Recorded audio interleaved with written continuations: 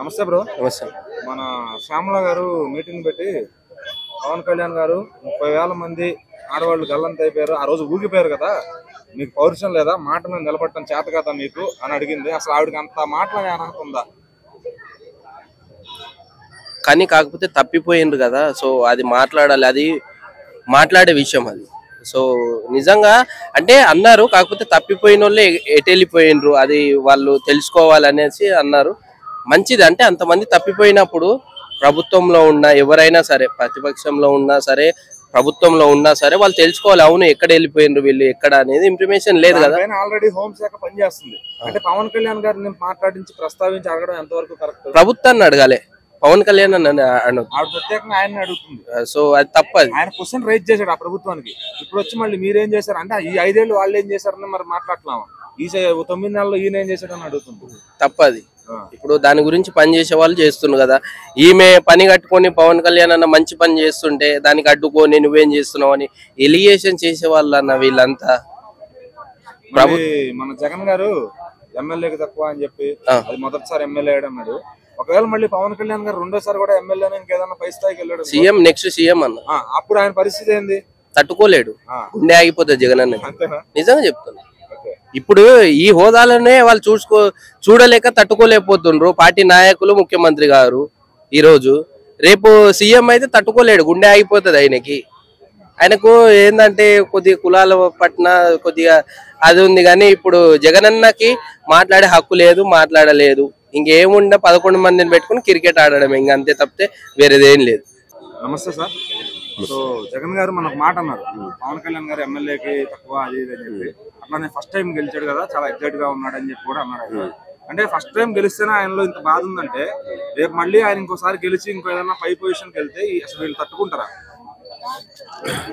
So నమస్కారం అండి. So నా పేరు ప్రశాంత్. సో ఫస్ట్ టైం గెలవడం అనేది ఇంపార్టెంట్ యాక్చువల్లీ. సో గెలిచిన తర్వాత ఇప్పుడు ఆల్రెడీ డిప్యూటీ సీఎం అయినా, నెక్స్ట్ టైంకి డెఫినెట్లీ సీఎం అయ్యే ఛాన్సెస్ డెఫినెట్లీ ఉన్నాయి. So that's a very strong indication అది. అది తట్టుకుంటాడా లేదా అనేది it's up to Jagan, because we don't know right. 10 years అపోజిషన్లో ఉండాలంటే ఇట్స్ నాట్ ఈజీ. అది కూడా సస్టైన్ అవ్వాలంటే ఈ రోజుల్లో it's not easy. So will see how it goes, but definitely chances అయితే ఉన్నాయి.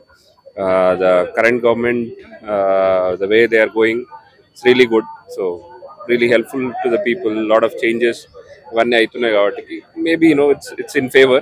So it might work in his favor. Anchor Shyamala గారికి స్పోక్స్ పర్సన్ ఇచ్చారు ఛాన్స్.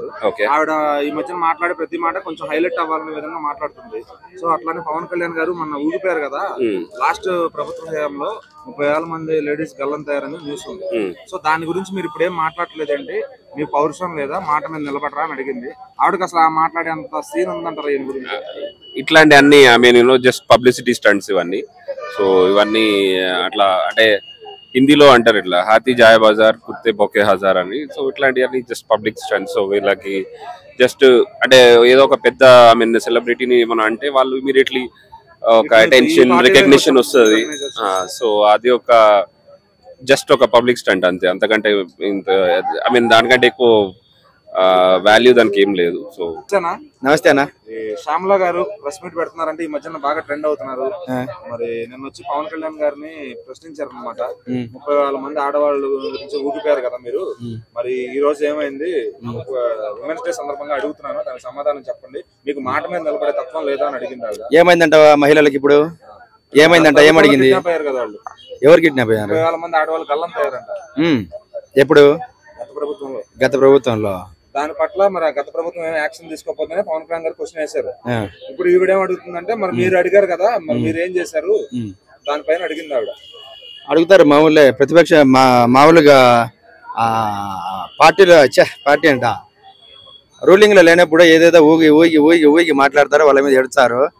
మళ్ళీ పార్టీ అధికారంలోకి వచ్చినాక సరిగ్గా చేయరు, ఇంకా వీళ్ళు అడుగుతా ఉంటారు, వాళ్ళు సరిగ్గా ఉంటారు, అంతే చేయలే కాబట్టి. అదే మన జగన్ అన్న ఒక మాట అన్నాడు, మొదటిసారి ఎమ్మెల్యే అయ్యాడు కదా పవన్ కళ్యాణ్, ఖుషీలో ఉన్నాడు అన్నట్టుగా మాట్లాడాడు. మరి ఒకవేళ రెండోసారి కూడా ఎమ్మెల్యే అంతకన్నా పై స్థాయికి వెళ్తే అప్పుడు జగన్ అన్న రియాక్షన్ ఏంటి, అసలు ఆ పార్టీ రియాక్షన్ ఏంటి? రియాక్షన్ బాగానే ఉంటుంది అన్న, ఎందుకంటే ఆల్రెడీ సీఎం చేసినాడు కాబట్టి బాగానే ఉంటుంది. కొంచెం చూసుకొని మాట్లాడితే బాగుంటది వాళ్ళు కూడా. ఎందుకంటే పులివెందుల పులిబిడ్డ జగనన్న అందరు బాగుంటే ఆ మనిషి బాగుంటాడు. చిక్కతిగా మాట్లాడితే వేరేగా ఉంటది. ఆ మనిషికి రాజకీయాల్లో అంతా ఓకే.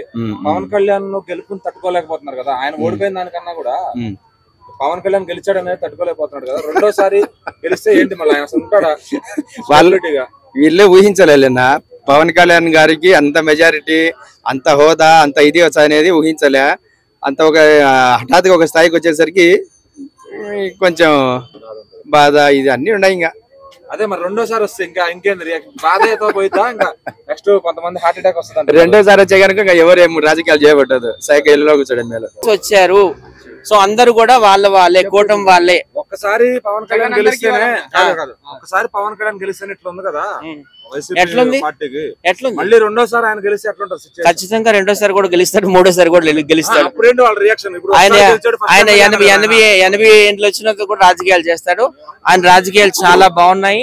ఆయన సినిమాలు అన్ని ఆస్తులు అన్ని వదులుకొని మరి వెళ్ళిపోయారు. ఆంధ్ర సనాతన ధర్మం కోసం బాగా కష్టపడుతున్నారు. కష్టపడబట్టి ఇప్పుడు ప్రయాగరాజ్ లో తెలుగులో బోర్డులు పెట్టారు. ఎప్పుడైనా చరిత్రలో మీరు చూసారా? యూపీలో తెలుగులో బోర్డులు పెట్టడం.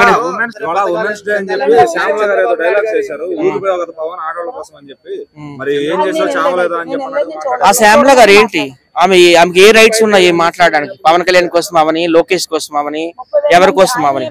ఆమె ఒక బ్రాహ్మణ్ మహిళ కాబట్టి బ్రాహ్మణులు కట్టుబొట్టి ఎట్లా ఉంటాయి? ఆమె రికార్డింగ్ డాన్స్లు ఎందుకు చేసింది గతంలో? బ్రాహ్మిన్స్ ఎక్కడైనా రికార్డింగ్ డాన్స్ చేసి మనం చూసామా? అసలు ఆమెను ఎందుకు దించారు రాజకీయాల్లో నాకు అర్థం కావడం లేదు. పెద్ద పెద్ద మేధావులు ఉన్నారు, లక్ష్మీపార్వతి ఉన్నారు కదా, ఆమె అప్పట్లో పెద్ద ఎన్టీఆర్ మీద బుక్ రాసింది ఆమె ఎదురులేని మనిషి అని. ఆమె చాలా ఇంటెలెక్చువల్. అట్లాంటి వాళ్ళు పెట్టొచ్చు కదా స్పోక్స్ పర్సన్ కింద. ఈమెకి ఏం తెలుస్తుంది? శ్యామలకి మొన్నటి వరకు రికార్డింగ్ డాన్స్ చేసుకునే వ్యక్తి ఆమె విమర్శించడం ఏంటి? అసలు ఆమెకి ఏం రైట్స్ ఉన్నాయని నేను అడుగుతున్నాను. ఆమెకి ఏం క్వాలిఫికేషన్ ఉందని ఆమె స్పోక్స్ పర్సన్ గా పెట్టుకున్నారు. ఒక సిరెడ్డి కావచ్చు, ఒక శ్యామల కావచ్చు, చాలా రాంగ్ అది. నమస్తే అండి. సో పవన్ కళ్యాణ్ గారు గెలిచారు, అందరూ హ్యాపీగా ఉన్నారు. మరి పవన్ కళ్యాణ్ గెలిచారు, ఓకే ఒప్పుకుంటానండి. నేను పవన్ కళ్యాణ్ గారి గురించి ఎక్కువ, ఆయన కష్టాల్లో ఉన్న వాళ్ళని హెల్ప్ చేస్తాడు. ఎందుకంటే కరోనా టైంలో కూడా నేను అంతకుముందు వైసీపీయే, ఎందుకంటే మీరు రెడ్డిస్ వైసీపీలోనే ఉన్నాం అంతకుముందు. తర్వాత పవన్ కళ్యాణ్ గారు ఏంటంటే కరోనా టైంలో మాకు కొంచెం హెల్ప్ చేస్తా. అంటే నాకు పేరెంట్స్ కానీ అమ్మ నాన్న ఎవ్రీథింగ్ ఎవ్వరు లేరు. ఆ టైంలో నేను బయటకు వచ్చి ధర్నా చేశా. సినిమా ఇండస్ట్రీలో చేసావు, రంగస్థలం, సైరా భరత, నేను చాలా మూవీ చేస్తున్నా, కానీ ఎందుకు కూడా హెల్ప్ లేదని చెప్పి ధర్నా చేసినప్పుడు నేను చిరంజీవి గారిని కూడా తిట్టిన, అబద్ధం ఎందుకు, మీరు వాళ్ళకి ఇచ్చారు డబ్బులు, మేమేమైపోవాలంటే.